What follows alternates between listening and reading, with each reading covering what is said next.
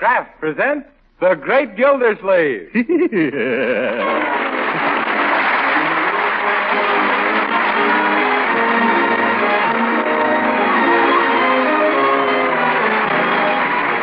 Kraft Cheese Company, who also bring you Bing Crosby every Thursday night, present each week at this time Harold Theory as The Great Gildersleeve, written by Leonard L. Levinson.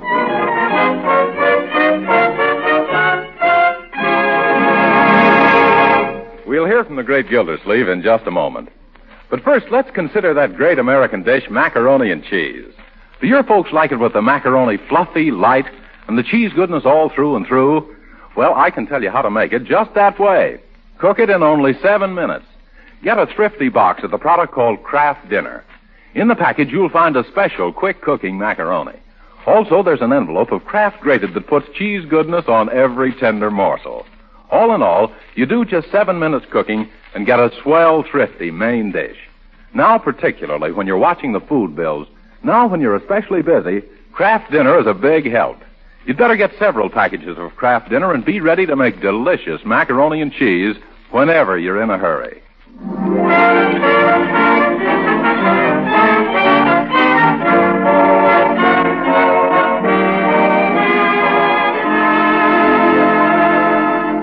And once again, let's visit our friend, the Great Gildersleeve, who's not a happy man today. No, indeed, this is one of his bad days. Right now, he's telling his niece and nephew, Marjorie and Leroy, and Bertie, their cook, all about it.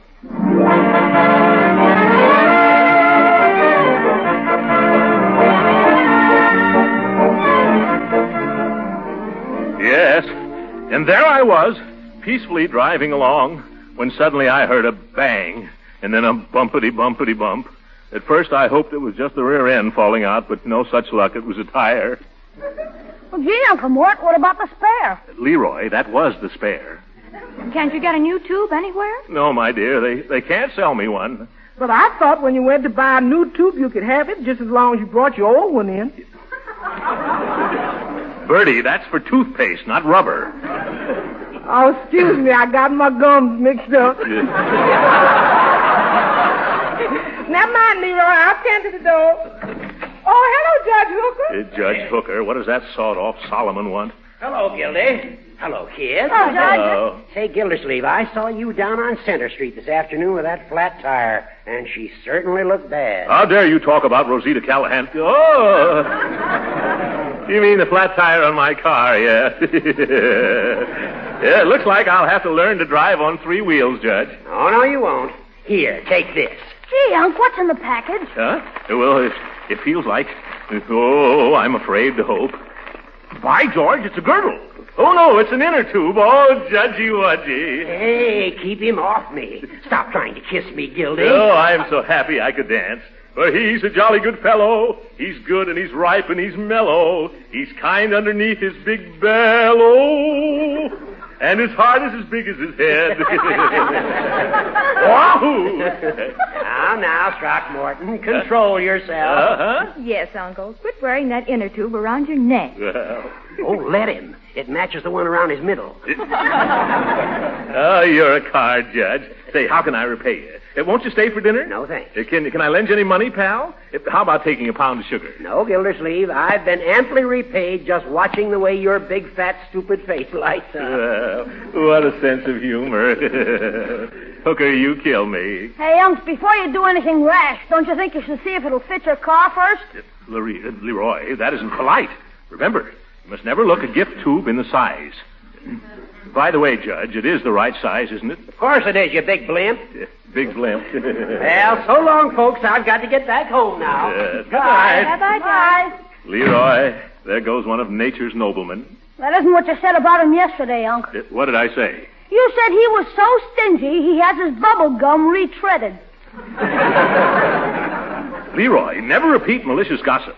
Today we saw a new Judge Hooker. A kind, generous, thoughtful Hooker. Yes. Yes. I got to find some way to reciprocate for this beautiful tube. Well, he's running for re-election. That's right. And next month he's going to observe his 20th anniversary as a judge. Say, that'd make good publicity for his campaign. If we could celebrate by giving him a... Now, let me see. We could give him a... Dinner? Yes, we could give him a dinner. No. Wait, why not? That's what we'll do. We'll organize a testimonial dinner and keep it a surprise from him. Yeah, and get him a present, too. You're a bright boy, my boy. Now, what kind of a present should we get Judge Hooker as a reward for sitting on the Superior Court bench for 20 years? I know it's Mr. Gilsleeve. What, Bertie? A big, soft, fluffy pillow.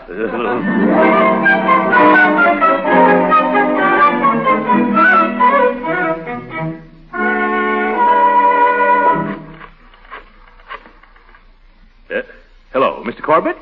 Gildersleeve speaking. We're holding a testimonial dinner for Judge Hooker, and I'm calling to see how many tickets you want. Now, Mr. Corbett, he always spoke well of you. Don't you feel you owe the judge something? How? Why, during the last election campaign, didn't he kiss your baby? And right after that, didn't he come down with the mumps? What's that?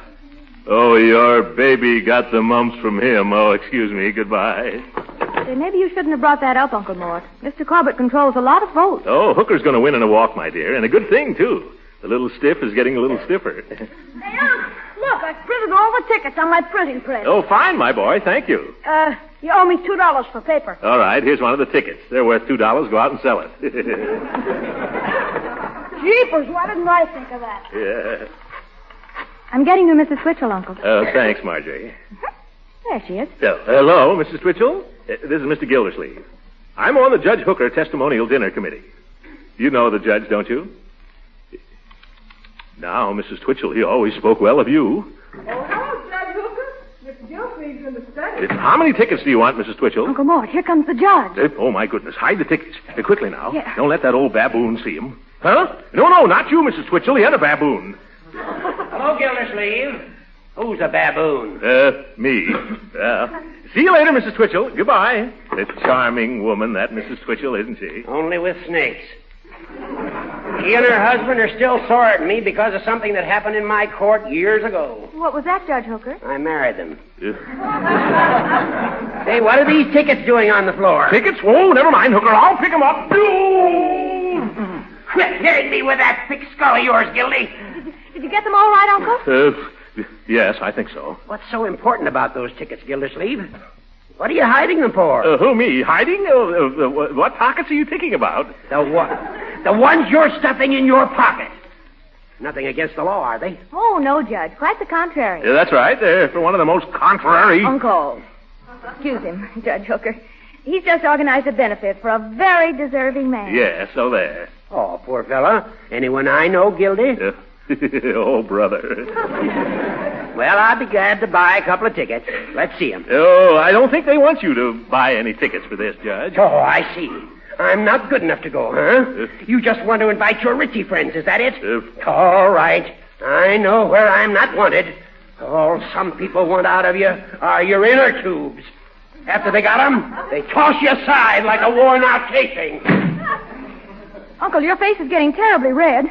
Say something before your eyes pop out. Oh!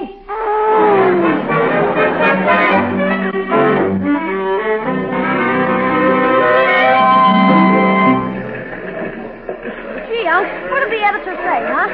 The editor assigned one of the reporters to show us their files on Judge Hooker. Are you going to tell him you want the dope for your speech at the banquet? Oh, no, Leela. We don't want any publicity till it's all over. Shh, here he comes. Mr. Gildersleeve, my name is Duffy. Oh, hello, Mr. Duffy. I brought you our Hooker file. Oh, a whole envelope full of clippings.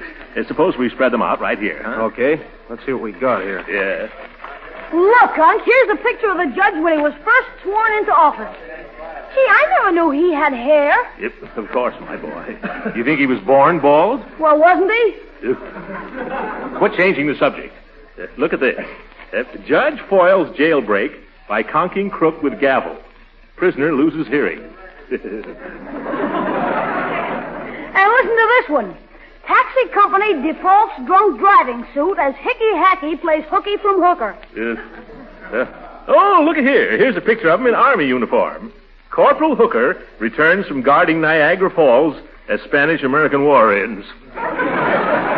Say, excuse me, but why all the interest in the judge? Well, you see, Mr. Duffy, he's coming up for re-election, and I've got a little surprise for him, that's all. Thanks for showing me these. Come on, Leroy. If we're going to make the judge's office, we'll have to run.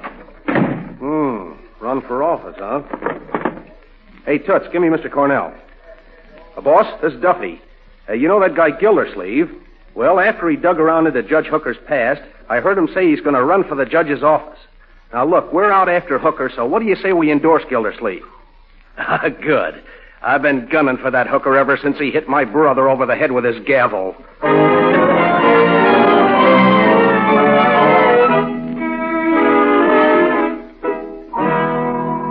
What? Just one ticket? Now, see here. You're a lawyer, aren't you, Mr. Marks? And you practice in Judge Hooker's court, don't you? And you want to keep on winning cases, don't you? Huh? Well, how many tickets did you say? 6? Oh, well, that's better. Thank you, Mr. Marks. Goodbye. Good afternoon, Uncle Mort. How's the ticket sale going? Oh, splendidly, my dear. Although I'm afraid the speaker's table is going to be terribly unbalanced. Everybody is so eager to be on Judge Hooker's right side. Excuse me, Mr. Gildersleeve, but there's a gentleman here to see you, only he ain't. Ain't? What do you mean, Bertie? He ain't no gentleman. He looks tougher than 20 cents worth of goat meat. Oh, Bertie. Bertie, that's just your imagination. Show him in. Yeah. Okay, but when I point to the door, I'm going to have a meat cleaver in my hand. I wonder who it can be. Oh, probably some friend of Judge Hooker's. Mr. Beer Bell Buck! Well. Hello, Mr. Gildersleeve. Say, some joints you got here. Yes, isn't it? What can I do for you, Mr. Beer Bucket? Bach is the name. Oh, yeah. Only me friends call me Beer Barrel for oblivious reasons. Some of us boys was hearing about this feed you're throwing for old Persimmon Puss. Persimmon Puss? The judge. And we wanted to be excluded, too. Yeah, we want to pay tribute to the old geezer. Oh, well, that's a very nice spirit, Mr. Barrelhouse. I'm sure the judge will appreciate it. I hope so. I've been trying to get to the judge for some time now. Say, if we buy 100 tickets, do you think that'd take care of the beef? Take care of the beef? That'd take care of the whole meal. That'll cost you $200. 2 C's? Well, that's a mere bagatelle. Oh, bagatelle. Here, your tickets, Mr. Pilsner. And here's the dough. Well, so long. It's sure going to be a load off of me associates' minds now that we're palsy-walsy with old Pickle Pan. Pickle Pan? Oh, yes, he means cucumber kisser. Oh, that reminds me. Have you heard about my poem for the banquet, Marjorie? No, Uncle Mort. Well, it's called Poem on the occasion of the celebration of Judge Horace Hooker's 20th anniversary of his election to the State Superior Court bench. Oh, that's just wonderful, Uncle. Wait a minute. That was just the title. How does the poem go? I don't know. I haven't written it yet. Where is it? Lead me to him. Oh, there you are. Gildersleeve, what is the meaning of this? Oh, hello, Judge. What's the meaning of what? This story in the political column of the Times. Throckmorton P. Gildersleeve to run against Judge Hooker. Dark horse enters race. Who's a horse? It's a plot. A frame-up to ruin me. Gildersleeve, you're going to pay for this. Yes, but, Judge, I just went there to look. Put down that floor lamp, Hooker. I'll put it down on your head, you overstuffed double-crosser. Wait a minute. That paper lied. How can I run for a judge? I'm not even a lawyer. Say, that's right. I should have thought of that myself. But I'm all a bundle of nerves today. Got a mighty tricky trial on my hands, and I've got a right to be jittery. Is that so? What case is that, Judge? A gang of cutthroat racketeers. Whole slew of them. It's Beer Barrel Buck and his mob. Oh, my, here we go again.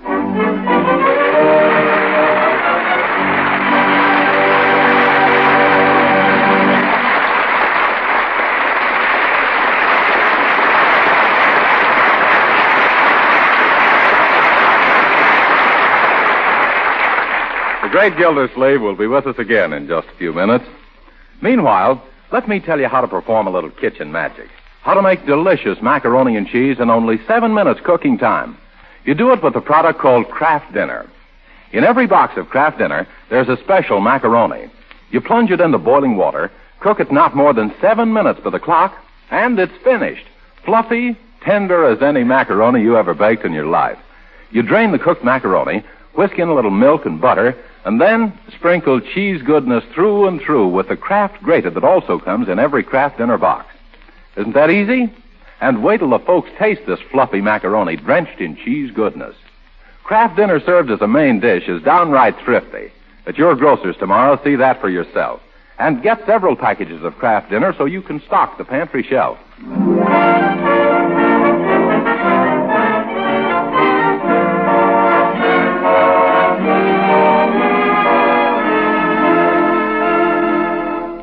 And now back to the great Gildersleeve, who's still determined to surprise Judge Hooker with a big testimonial dinner, even if it kills him being the judge.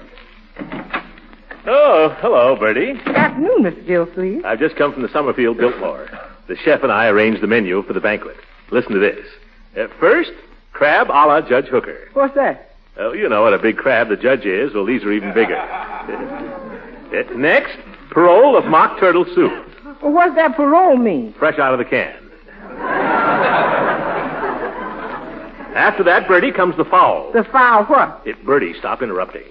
We're having turkey a la Gildersleeve. Now, what can that be? Yeah, I'm not sure myself. The chef said something about it being stuffed with chestnuts.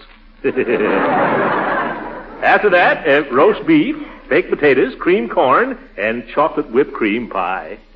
All sounds mighty rich. Judge Hooker usually sups on milk toast and a cup of hot water, diluted. Bertie, the only reason we're giving this dinner is so the judge can get a good square meal. Hello, Uncle Mort. Say, did you order a lot of flowers for the speaker's table at the banquet? Well, yes, but why not? Well, doesn't Judge Hooker suffer from rose fever? Rose fever? Now, Marjorie, a few American beauties aren't going to hurt his Yankee noodle. Uncle Mort, you look worried. Yes, why not? All the details of that dinner on my shoulders, arranging for speakers, trying to find a suitable present for the guest of honor, worrying about that gangster and his mob showing up. You mean that fellow who came in and bought 100 tickets? Yes.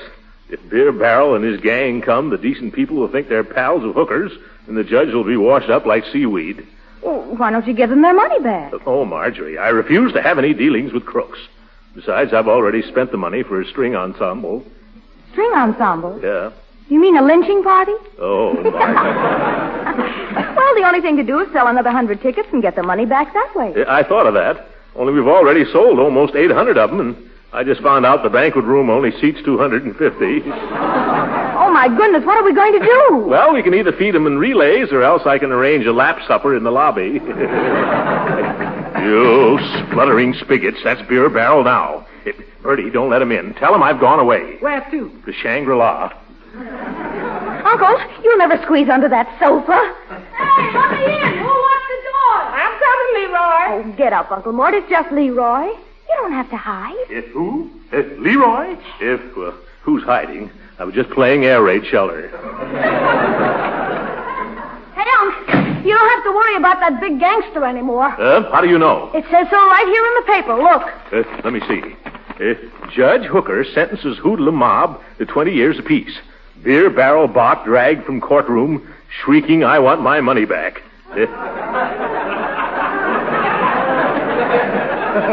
Sorry, old fella. No refunds.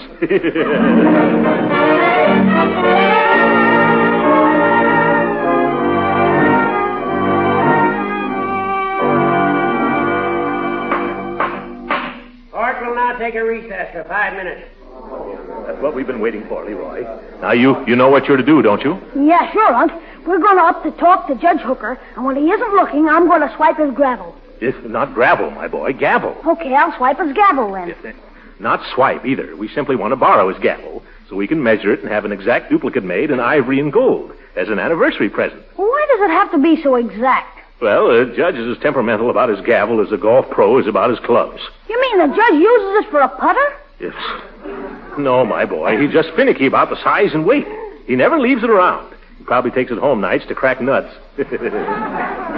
Oh, hello, Judge Hooker. Oh, yes. Hello, Judge Hooker. Hello, Leroy.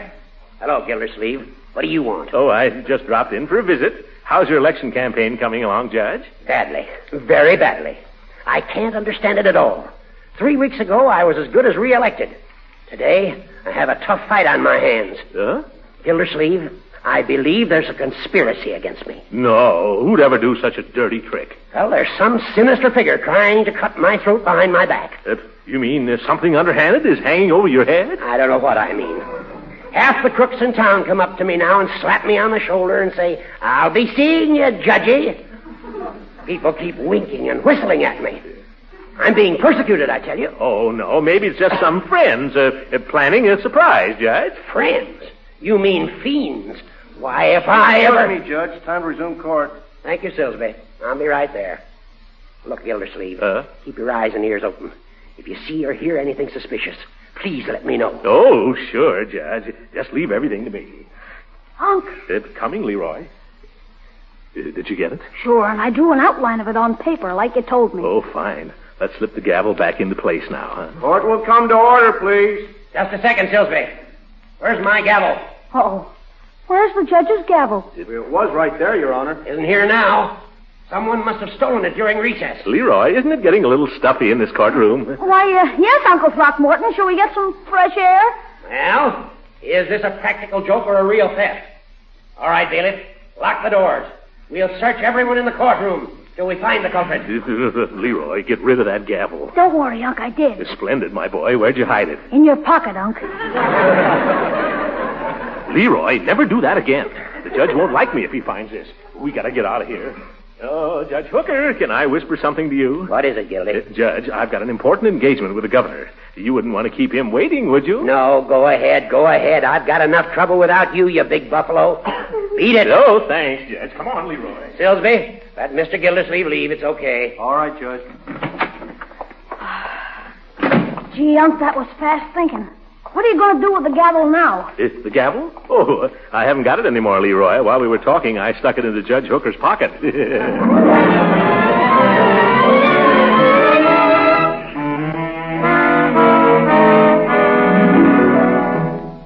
I'm an extremely busy man, Mr. Gildersleeve. What can I do for you? Well, Governor, I hate to ask any favors, but after all, I voted for you the last 3 times you were elected. Thanks. However, this is my first term in office. Yes, it is? Oh, must have been 2 other governors. Please get to the point of your visit, Mr. Gildersleeve, if your visit has any point. Oh, it has, definitely. I just want to invite you to be the principal speaker at a dinner we're giving for Judge Horace Hooker. Hooker? Why, that little... Governor, he's always spoken well of you. No, he has he? Oh, absolutely. Except maybe when you pardon some crook he's just sent up the river, or pass some law that he has to declare unconstitutional, or to get involved in some shady deal with the forestry department. And what does he say then? Oh, he still sticks by you. He says our state has the best governor that money can buy. See here, Gildersleeve, I didn't come to Summerfield to be insulted. I know it. Judge Hooker said you came here to make a couple of sharp horse trades so you can stay in office. Well, after that, I'm certainly not going to make a speech in favor of any political nincompoop. But I'm not asking you to talk about yourself, Governor. I wasn't talking about myself, Gildersleeve. I was referring to that miserable little travesty on justice. That anemic habeas corpuscle. That blithering judicial blunder named Judge Hooker. Did you get that? No, Governor. Would you mind repeating it again? There's a couple of dandies I'd like to remember.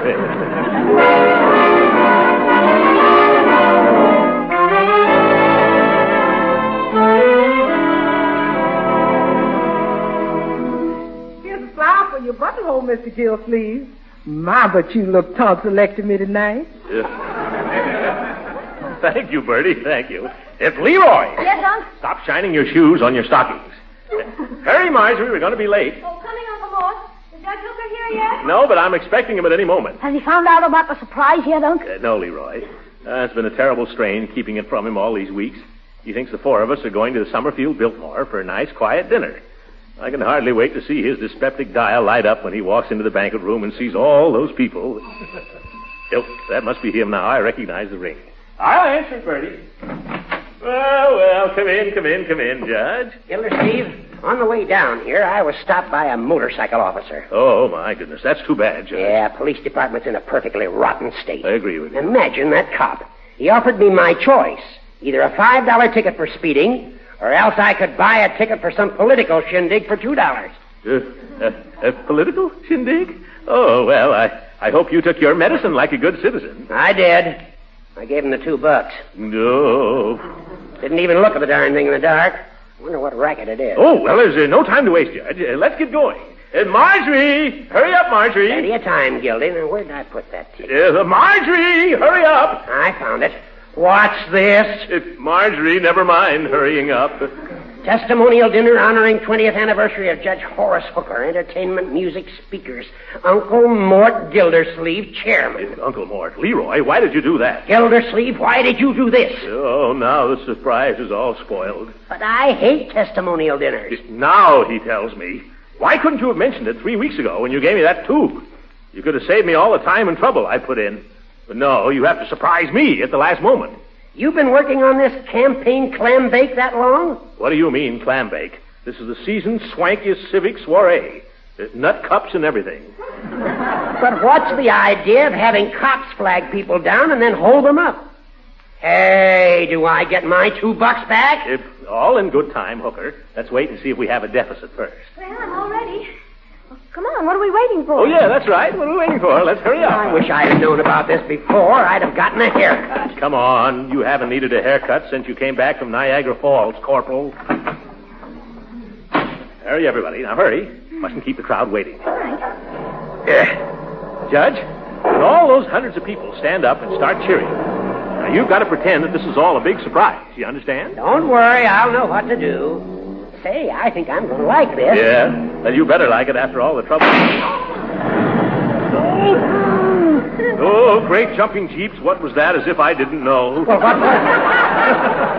what was it, Gildy? Remember the tube that brought on this little celebration? Yes? Well, it just had a blowout all of its own.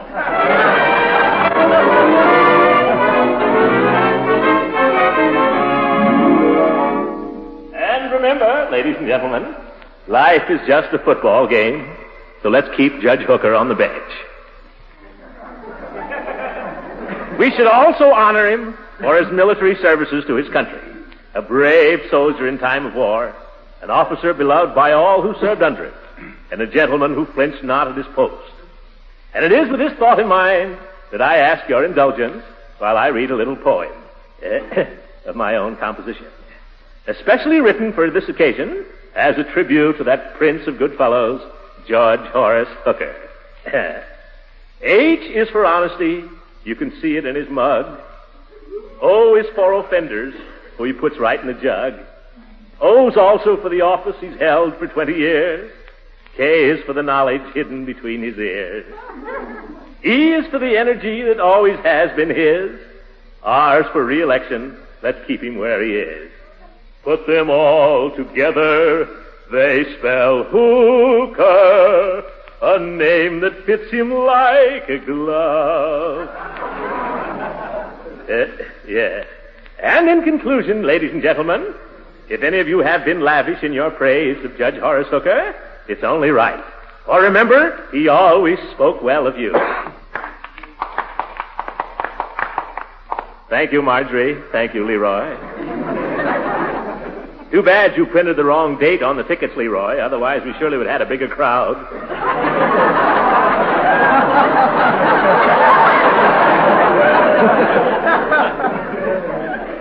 And now, Judge Hooker, won't you say a few words? Yes, quick. Get me some bicarbonate of soda. This dinner's killing me. This is going to be one of my bad days.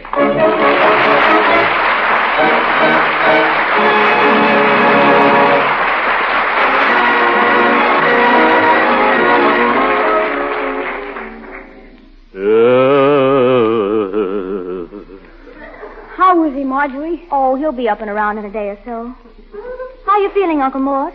Is that lump on your head any better? What happened?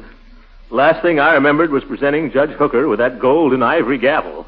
What caused the blackout? Gee, Unc, he presented it right back to you. He did? Good night.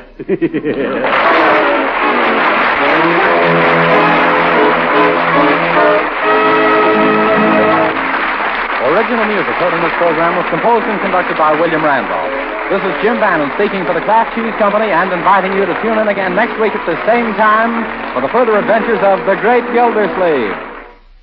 We all want to eat the right foods these days, the nourishing foods that help give us energy and health. So it's good news that the right foods need not be expensive, and that they can be mighty appetizing, too. Now, a good example is wholesome, nourishing Parquet margarine, the delicious spread for bread made by Kraft. You see, Parquet is the margarine that tastes so wonderfully good, and it's an economical source of important food elements, too. Energy. Parquet is one of the best energy foods you can serve. Vitamin A. Winter and summer, there are 9,000 units in every pound. So you see, Parquet margarine is as nutritious as it is delicious and economical. Now, if it isn't there already, put Parquet margarine on tomorrow's shopping list. Remember, it's Parquet, P-A-R-K-A-Y. Parquet margarine made by Kraft. This program has reached you from Hollywood. This is the National Broadcasting Company.